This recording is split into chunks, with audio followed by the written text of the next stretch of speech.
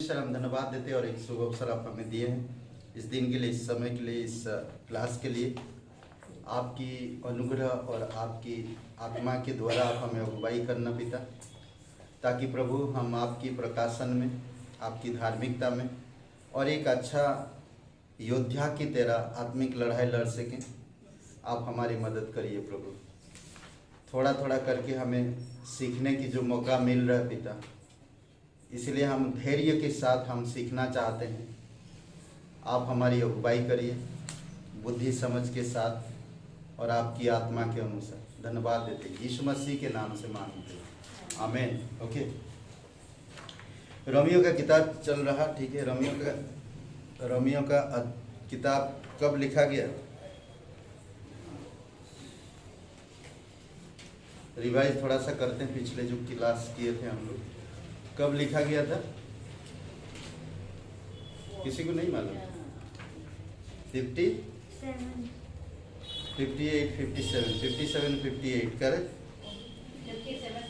हाँ, ठीक है। और किसने लिखा था? हाँ, कितना कंफ्यूज हो रहे हैं। पौलुस ही लिखा ना?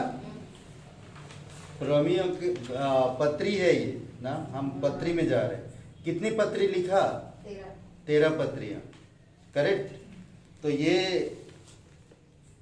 कब लिखा? 57 करेक्ट। ऐसे मतलब 57 से 60 के बीच में ही लिखा उसने, ठीक है। मतलब 60 मैं बता रहा हूँ, लिखने की कंफ्यूज मत हो। कोई 57 भी लिखेंगे तो भी राइट है, 58 लिखेंगे तो भी राइट है, 59 लिखेंगे तो भी राइट है, कंफ्यूज मत हुई। हाँ, 68 नहीं, 68 लिखा है।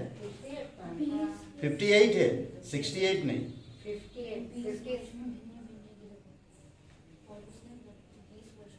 ठीक है, ओके। और लेखक था पौलुस। और इस किताब का मुख्य विषय क्या है? हाँ? मुख्य विषय परमेश्वर की, कहाँ है आप लोग? लिखेंगे या नहीं लिखें?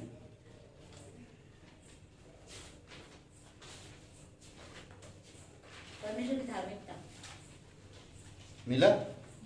थोड़ा अंडरलाइन करने का ताकि मिले आपको मुख्य विषय इस किताब का। मैं सारे किताब का नाम दिए ना, पढ़ेगी या नहीं दोबारा? आप लोग सारे किताब का नाम का अर्थ भी बताए, किताब क्यों लिखा गया, उसका मुख्य विषय ना। रोमियो का किताब क्या था? छुटकारा या परमेश्वर की धार्मिकता। समझ रहे? छुटकारा मिलेगा तभी तो धार्मिकता में जाएंगे। तो परमेश्वर की धार्मिकता याद रखें। रोमियो का किताब या तो छुटकारा या तो परमेश्वर की धार्मिकता, ये याद रखो, ठीक है। तो आज हम जिस विषय में जाएंगे और वो है विषय वस्तु का सारांश, ठीक है। रोमियो कदापि पौलुस के द्वारा तीसरी कौन सा प्रचार यात्रा के समय कुरिन्थी से लिखी गई थी, ठीक है। ये जो किताब है रोमियो का किताब, पौलुस ने तीसरी मिशन यात्रा पर कहां से लिखा था? कुरिन्थियों से। जब वो कुरिन्थिया में था तभी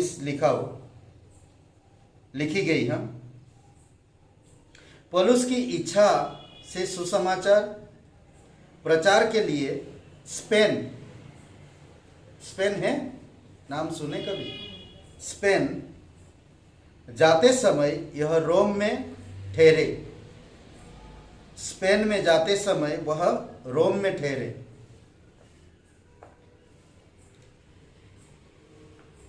पौलुस गिरफ्तारी होकर कैसर की अपील के द्वारा रोम पहुंचा। कैसर ने अपील किया और उसको रोम लेकर गया। प्रेरितों के काम के 21 अध्याय से 28 अध्याय के दौरान आपको मिले गए, ठीक है।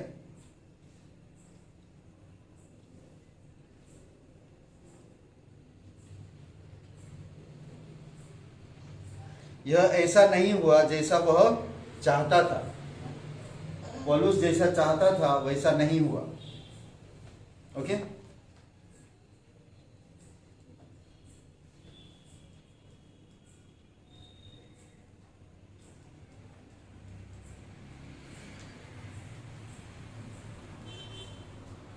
रोमियो पौलुस के वहां जाने की प्रताक्षा में लिखी गई, प्रताक्षा में लिखी गई। रोमियो पौलुस के वहां जाने की प्रताक्षा में लिखी गई, में लिखी गई और व्यवस्थित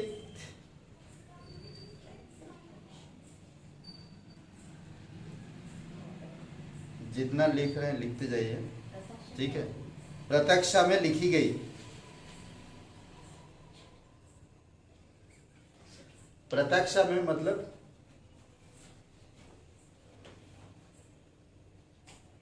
प्रत्यक्षा में आपके समझते हैं? हिंदी स्कॉलर में कोई है? हिंदी यूपी वाले, मतलब हम तो बाहर के उड़ीसा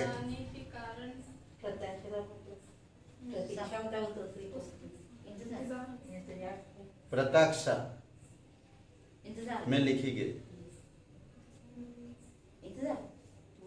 एनीवे वहां पर काफी समय वो रहा ना, उसी के प्रतीक्षा में करते करते लिखी गई। फिर भी इसका सही में उत्तर आपको अगली सप्ताह में दे दूंगा, परेशान मत होइए, ठीक है। मुझे वही, हम सभी लोग वही लग रहा कि क्यों उसको लेकर गया और वहां पर वो काफी साल रहा और उसी की प्रत्यक्षा में लिखी गई, ठीक है। और ये था, और व्यवस्थित, विस्तृत, क्रमबद्ध, सिद्धांतिक सुसमाचार का स्पष्टीकरण प्रस्तुत करता है। क्या हुआ? ओके, व्यवस्थित लिखें, विस्तृत लिखें, क्रमबद्ध लिखें, सिद्धांतिक लिखें, सुसमाचार का स्पष्टीकरण लिखें। नहीं लिखें? लिख लीजिए।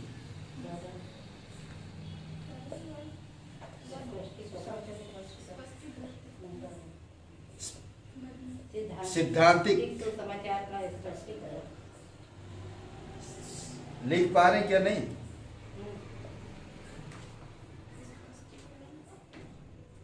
स्पष्टीकरण प्रस्तुत करता है।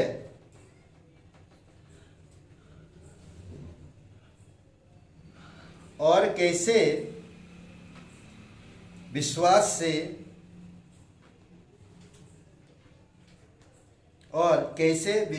से इसकी सच्चाई को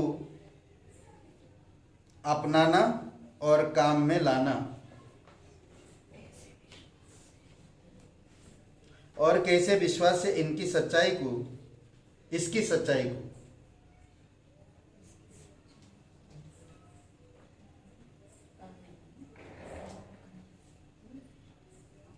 को अपनाना और काम में लाना।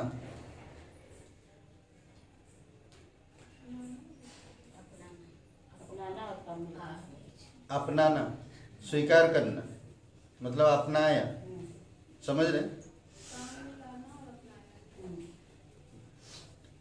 अपनाना फिर काम में लाना।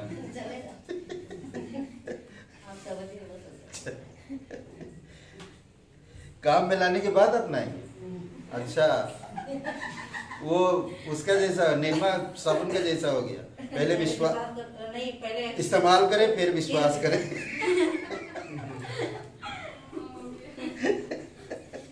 ओके, नेक्स्ट है रोमियो का मूल विषय परमेश्वर की धार्मिकता। रोमियो का मूल विषय परमेश्वर की धार्मिकता बार बार आ रहा, देख रहे हैं?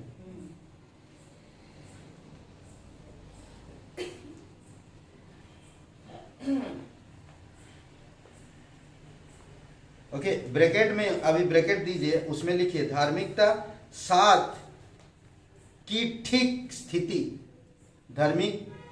धार्मिकता साथ, धार्मिकता कमा दीजिए, साथ, साथी, साथ, नहीं साथ एक दूसरे मैं अभी ओडिशा जाना पड़ेगा वापस।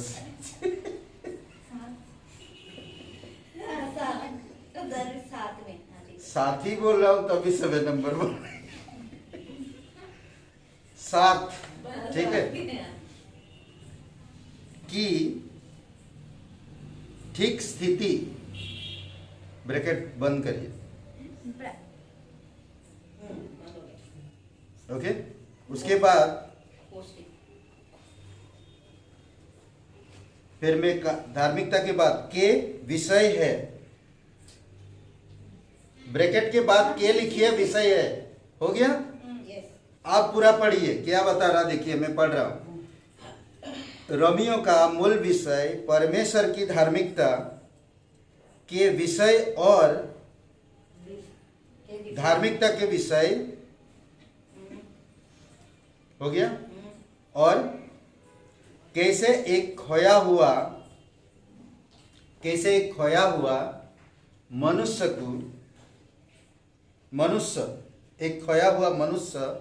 परमेश्वर की धार्मिकता को पा सकता और जीवन बिता सकता है। मैं फिर से बता रहा हूं,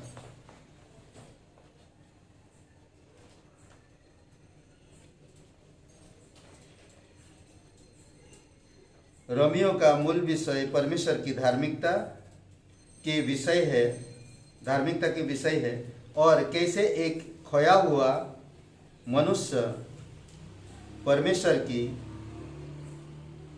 धार्मिकता को पा सकता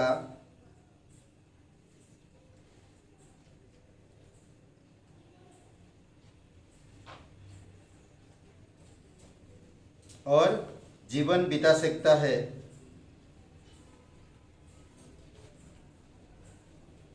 ठीक है, उसके नीचे आप पॉइंट देकर लिखिएगा, कंटिन्यू मत लिखिए नहीं तो कंफ्यूज होएंगे। पॉइंट 1, प्रकृति और सुसमाचार में प्रकाशित, प्रकृति,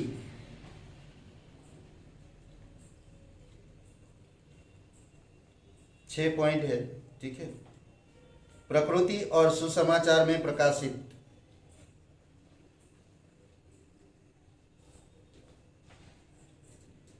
दूसरा पॉइंट, मनुष्य से अस्वीकार,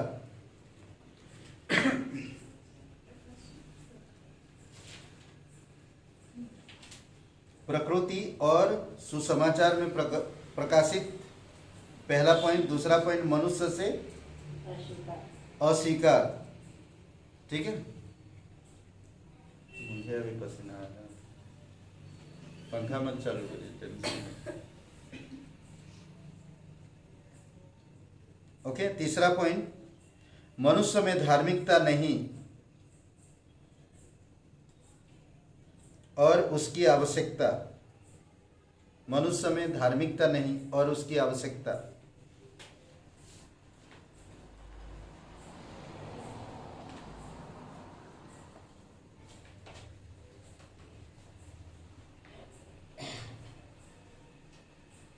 हो गया।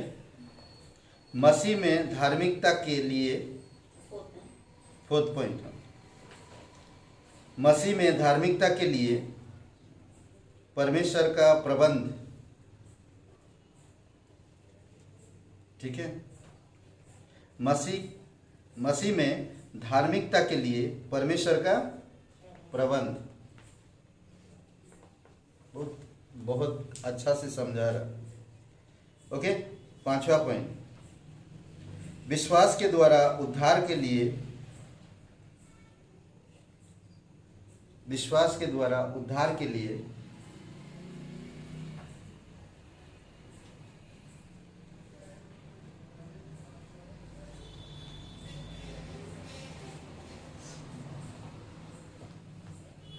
विश्वास के द्वारा उद्धार के लिए धार्मिकता को अपनाना,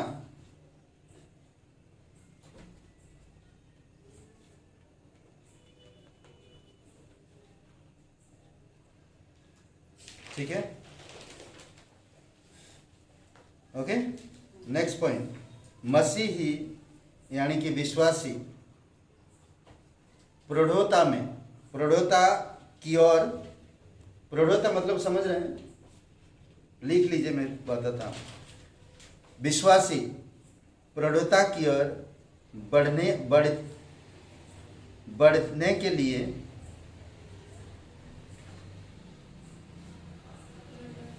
विश्वासी प्रौढ़ता की ओर बढ़ने के लिए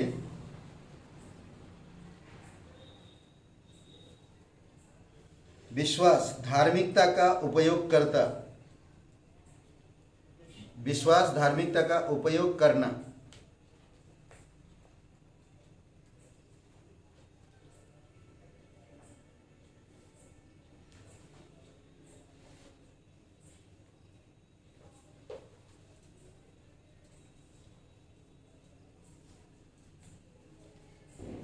ओके,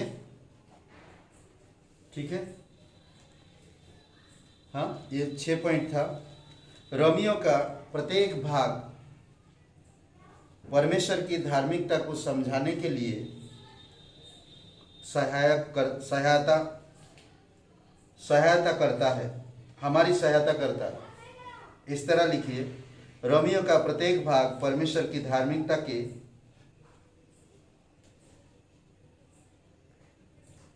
रोमियो का प्रत्येक भाग परमेश्वर की धार्मिकता के समझाने के लिए हमारी सहायता करता है।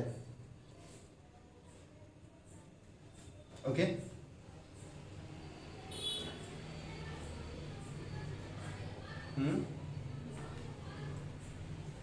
इसमें कुछ ना समझ चीज कुछ है जो आप नहीं समझ सकते, जो अभी लिखा आपने इतना विषय सूची में। अगर कुछ चीजें नहीं समझ पा रहे तो आप मुझे बताइए, ठीक है। थोड़ा देख लीजिए, जो भी नोट्स लिखे आप देख लीजिए क्या चीज नहीं समझ पा रहे, ठीक है। प्रकृति सुसमाचार में प्रकाशित रोमियो का किताब बहुत अच्छा से समझाता है कि प्रकृति को देखकर तुम जान सकते हो कि परमेश्वर है, ठीक है। और परमेश्वर का बाइबल को देखकर ना, प्रकाशन को देखकर आप जान सकते कोई परमेश्वर है। और इंसान के अंदर एक विवेक है, उस विवेक के द्वारा जान सकते कि परमेश्वर है। समझ रहे? तो ये कुछ और धार्मिकता के विषय में किस तरह से आप धार्मिकता को विश्वासी के बाद, विश्वास जीवन के बाद आप धार्मिकता को किस तरह बढ़ाएंगे और किस तरह से बढ़ेंगे, वो अच्छी तरह से समझा रहा। और रोमियो का किताब बहुत अच्छा है जो हमारी धार्मिकता को समझने के लिए और हमारी विश्वासी जीवन को बढ़ाने के लिए रोमियो का किताब बहुत अच्छा है। समझ रहे हैं? दूसरी बात, रोमियो का किताब में और एक हमें चीजें मिलता है, वो स्पष्ट क्लियरिटी देता है।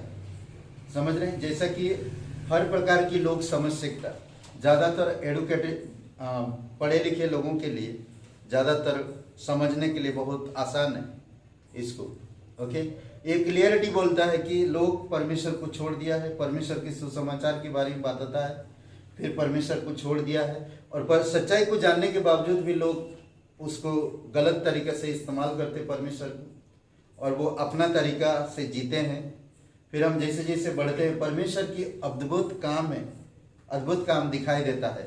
7, 8, 6, 7, 8, 9, 10 इस तरह से जैसे हम बढ़ते जाएंगे बहुत सुंदर बात दिखाई देता है। ओके, अब ये लिख लीजिए दूसरा भाग, मतलब ये भाग पहला अध्याय 1 से 17 में सुसमाचार में प्रकाशित परमेश्वर की धार्मिकता प्रस्तावना में पहला भाग, ठीक है। जो भाग ऑलरेडी मैं दे चुका हूं, आप लोग लिखे भी है, ठीक है।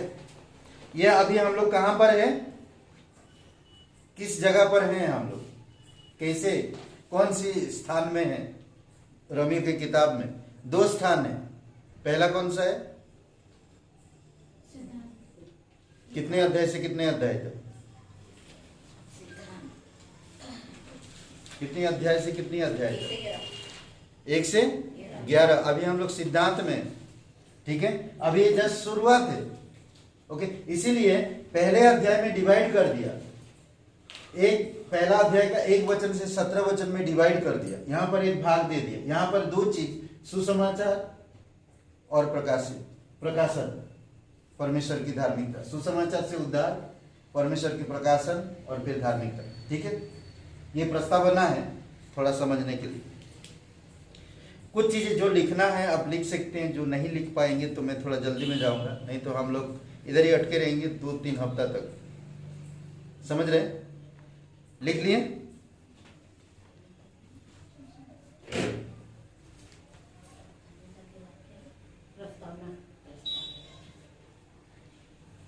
अमुक भी लिखा हुआ ना आपके उसमें, वही उसी का मतलब, अमुक प्रस्तावना। समझ गए? ओके, ठीक है। तो इसको थोड़ा समझिए, मैं जहां पर लिखने के लिए कहता हूं लिखिए, ठीक है। मैं जस्ट पढ़ के सुना रहा। पौलुस अपना परिचय यीशु मसीह का सेवक, प्रेरित होने और परमेश्वर से सुसमाचार के लिए अलग किया गया, ये सब जानते हैं आप लोग, आप लोगों को समझने की जरूरत नहीं। पौलुस को किस तरह सुसमाचार के लिए अलग किया गया, ओके, किया गया, करके देता है ना, जो सुसमाचार मसीह की व्यक्ति और कार्य को केंद्रित करता है, दोनों चीज, उसके यीशु मसीह पर और उसके कार्य पर ज्यादा वो ध्यान दे रहा और केंद्रित करता है। पौलुस रोम के संतों को लिख रहा, पौलुस रोम के किसके, संतों को लिख रहा, ठीक है। संत कौन है? विश्वासीगण, ऑलरेडी वहां पर विश्वासी है, उनको लिख रहा है। ओके, उसने उद्देश्यों को बताता है, ऐसा बताता कि वह यहूदी और अन्य जाति दोनों को एक साथ सुसमाचार प्रचार करने के लिए बाध्य है। दोनों को, सिर्फ मैं एक के लिए नहीं आया, मैं दोनों को बताना चाहता, दोनों को मैं समझाना चाहता। इसीलिए वचन 16 में बहुत अच्छा कहता है ना, कोई पढ़ेगा? रोमियो का पहला अध्याय वचन 16। एक काम 16-17 पढ़िए, लिख लीजिए आप अपनी नोट्स में, ठीक है। रोमियो का मूल विषय अध्याय 1 से 16-17 मूल विषय है इसका, मूल विषय मिलता है इसी में 16-17 वचन में। पढ़ लीजिए कोई एक जन।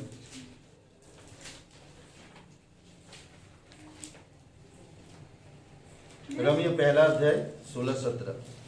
मैं सुसमाचार से लज्जित नहीं होता, क्योंकि यह प्रत्येक विश्वास करने वाले के लिए, पहले यहूदी और फिर यूनानी के लिए उद्धार के लिए निमित्त परमेश्वर का सामर्थ्य है, क्योंकि इसमें परमेश्वर की धार्मिकता विश्वास से और विश्वास के लिए प्रकट होती है, जैसा कि लिखा है, परंतु धर्मी मनुष्य विश्वास से जीवित रहेगा। ओके, तो धर्मी मनुष्य विश्वास से जीवित रहेगा। विश्वास किया कहां पर? सुसमाचार पर। पिछले बार हम लोग जो 3 विषय दिए थे, क्या बोलते कि उद्धार के पहलू, उद्धार के 3 पहलू, भूतकाल, वर्तमान और भविष्यकाल। सिर्फ सुसमाचार सुना, आपने विश्वास किया, पाप की दंड से आप बच गए, ठीक है, आपको पाप की दंड नहीं मिला। जैसे वो पापिनी स्त्री ना, लूका का 7वां अध्याय में, पापिनी स्त्री जो सिमोन फरीसी के घर में था और उसने इत्र तोड़ के उड़ेल दिया और रोया, अपनी आंसुओं से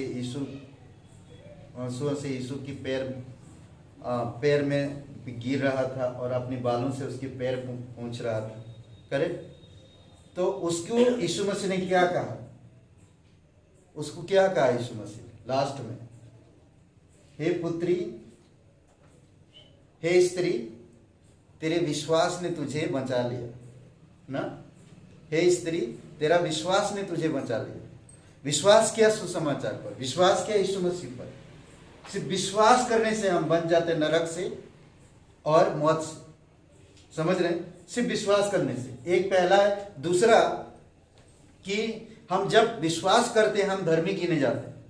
अब इस धार्मिकता में हम विश्वास में जीवित रह रहे हैं, विश्वास से हम धर्मी गिने गए और धार्मिकता में हम विश्वास में जीवित रहते हैं। समझ रहे हैं? तो हम अब कौन सा हमारा जीवन, पुराना जो जीवन था वो खत्म हो गया, अब एक नया जीवन है और वो है धार्मिकता का जीवन। धार्मिकता का जीवन विश्वास में जिंदा रहता है। ठीक है, अब जो हम जीवन हर दिन जी रहे हैं, हर दिन जी रहे हैं हम लोग, तो हम कैसे जी रहे हैं? प्रभु यीशु मसीह जीवित सदा के लिए। और हमारी आज यीशु मसीह कहाँ पर है? इब्रानी का 7:25 लिखिए, 25 पढ़िए, इब्रानी का 7:25।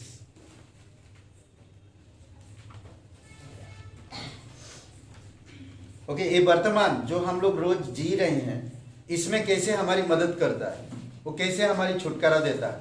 पाप करने से मना कर रहा, झूठ, बेईमानी, नफरत, लड़ाई झगड़ा, ये सब चीजों से हमें छुटकारा दे रहा ना।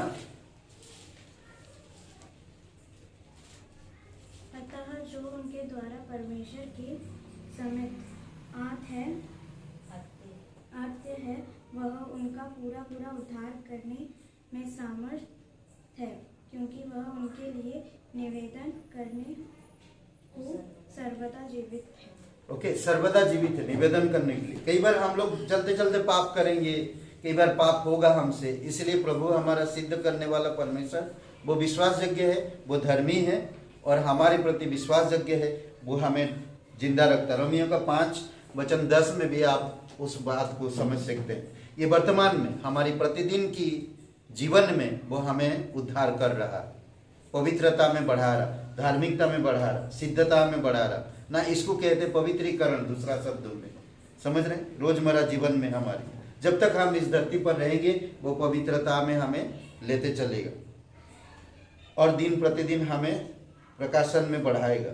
भविष्य में वो हमारी भविष्य में भी मदद करता है। ठीक है, और ये सुसमाचार सबके लिए, यहूदी हो या यूनानी या अन्य जन, सबके लिए, सिर्फ एक के लिए नहीं। समझ रहे हैं? इसमें बी पार्ट में कहा गया ना, पहले बी पार्ट में कहा गया 16 वचन का बी पार्ट में, यहूदी फिर यूनानी के लिए उद्धार के निमित्त परमेश्वर की सामर्थ्य, बी पार्ट में कहा गया 16 वचन, रोमियो का 1:16।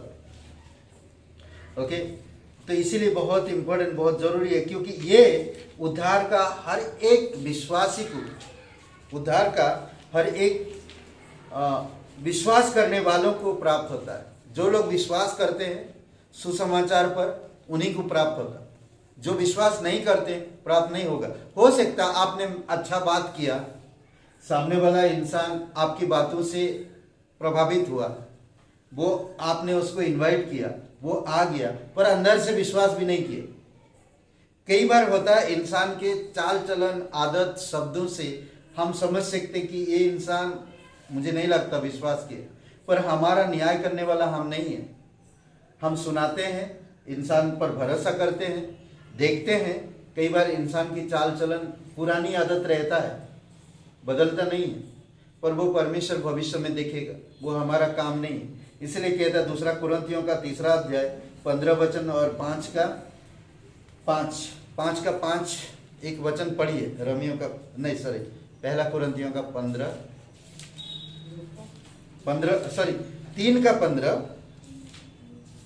3 का 15 और 5 का 5।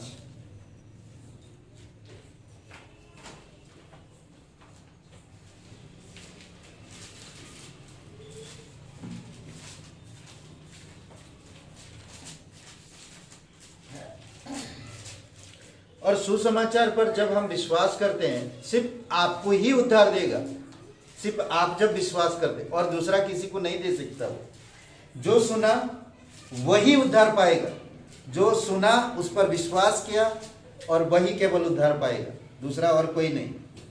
समझ रहे? पढ़िए वचन। यदि किसी का काम जल जाएगा तो वह हानि उठाएगा, पर वह आप बच जाएगा, परंतु जलते जलते। ओके, यहाँ पर क्या कह रहा कि हानि उठाएगा। क्या चीज का हानि उठाएगा? वो इंसान कभी नरक नहीं जाएगा। अगर वो एक बार विश्वास किया, वो कभी नरक नहीं जाएगा, पर जलते जलते वो बच गया। प्रतिफल यानी कि जो पुरस्कार परमेश्वर उसके लिए रखा था, वो खो देगा। क्यों? क्योंकि उसका इस धरती पर रहते हुए परमेश्वर उसके लिए कुछ करना चाहता था, परंतु उसने इनकार करके संसार में जीवन बिताया।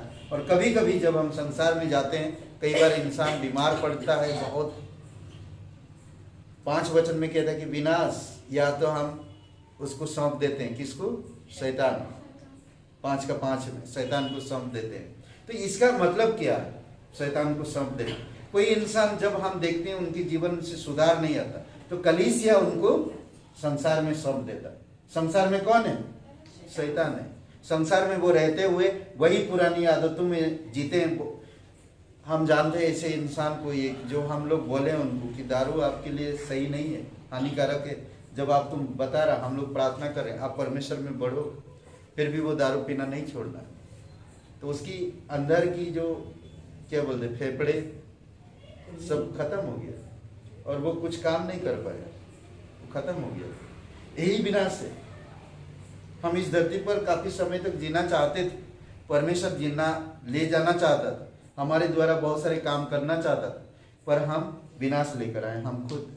इसको भी कहते, वो विनाश नहीं, अनंत काल का।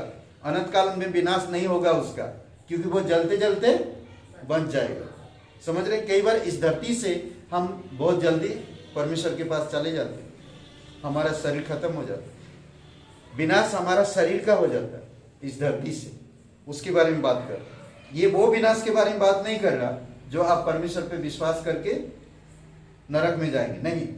एक बार जो इंसान सिर्फ सुसमाचार सुनकर विश्वास किया तो वो कभी भी नरक नहीं जाएगा। समझ रहे? कभी भी नहीं। तो इसीलिए बहुत जरूरी हमें समझना इसमें कुछ बातें, ठीक है? क्योंकि मैं सुसमाचार से लज्जित नहीं होता, ये जो बातें बता रहा, लज्जित नहीं होता, क्योंकि यह प्रत्येक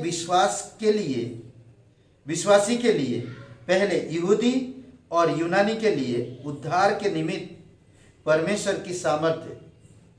17 में, क्योंकि इसमें परमेश्वर की धार्मिकता विश्वास के लिए प्रकट होती है। ओके, जैसा कि लिखा है, धर्मी मनुष्य विश्वास से जीवित रहेगा। समझ रहे? विश्वास से जीवित रहेगा। ध्यान देने वाली क्या चीज है यहां पर?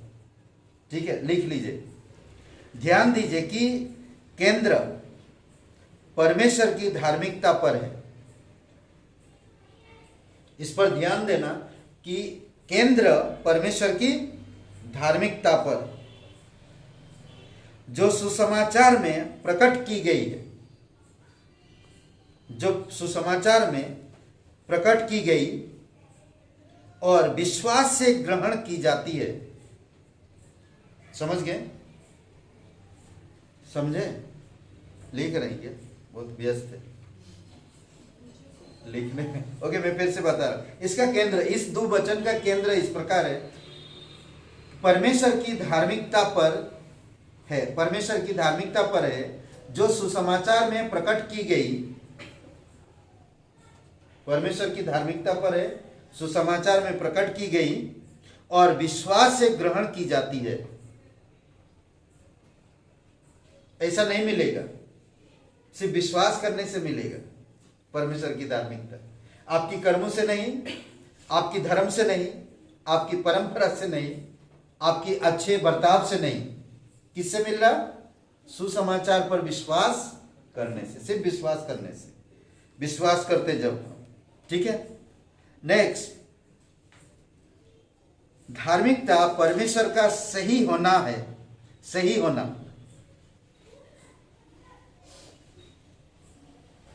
धार्मिकता का अर्थ बता रहा, ठीक है। ये धार्मिकता परमेश्वर के साथ सही होना और परमेश्वर से ठीक संबंध रखना है, इसको कहते धार्मिकता।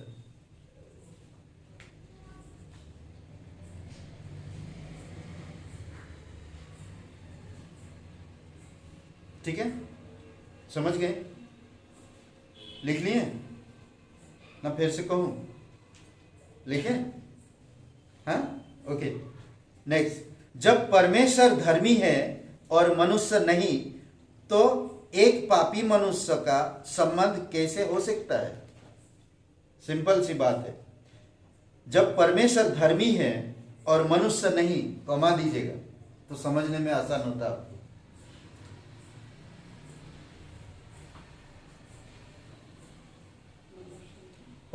जब परमेश्वर धर्मी है और मनुष्य नहीं, तो एक पापी मनुष्य का संबंध कैसे हो सकता है? Question mark.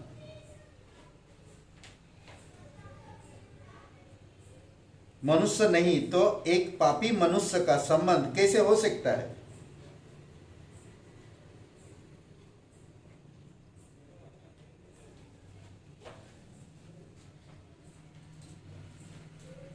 हाँ? इस प्रश्न का उत्तर ब्रेक के बाद देंगे। ओके, आइए प्रार्थना करते हैं। पवित्र परमेश्वर पिता, हम धन्यवाद देते, आपकी स्तुति महिमा करते, राजाओं का राजा तो प्रभुओं का प्रभु, सर्वशक्तिमान परमेश्वर। धन्यवाद पिता, सुसमाचार को अच्छी तरह से समझ सके, तेरी धार्मिकता को अच्छा से समझ सके, और हमारा संबंध आपके साथ प्रभु एक सैद्धांतिक हो सके और पवित्रता हो सके पिता, क्योंकि तू ज्योतिमय परमेश्वर है। हम ज्योति में बने रहे, और जब हम ज्योति में बने रहेंगे तो आपके साथ हमारा संबंध बढ़ जाएगा। धन्यवाद देते, यीशु मसीह के नाम से मांगते।